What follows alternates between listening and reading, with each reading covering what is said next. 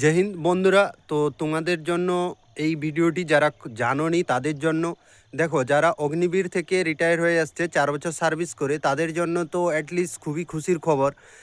তো তোমাদের কাছেও খুশির খবর যারা ভাবছিলে অগ্নিবীর যাওয়ার পরে ইন ফিউচার আমরা কি করব, বা এই সার্ভিসটা ভালো নয়, তো তাদের জন্য বলবো দেখো এখন কিন্তু যে কোনো জায়গায় সরকারি একবার কাজে যুক্ত হলে তারা কিন্তু হুট করে বের করে দেয় না, তো কোনো না কোনো কাজে তোমাকে যুক্ত করবে। তো সেটাই বিএসএফ বর্ডার সিকিউরিটি ফোর্স তারা ডিসিশন নিয়েছে, ঠিক আছে। তাদের জন্য অগ্নিবীরের জন্য কিন্তু 50% রিজার্ভ সিট রেখেছে, কি না তারা এসে এইখানে কিন্তু যোগদান করতে পারে।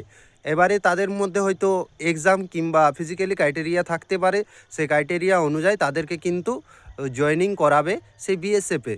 তো অবশ্যই এটি খুশির খবর। আর যারা ভাবছিলে ইন ফিউচারে কিছু হবে না, তো তাদের জন্য ভিডিওটি শেয়ার করে দিও তাদেরকে। তো চলো তোমরাও এবার জোশ দিয়ে শুরু করো অগ্নিবীরের জন্য।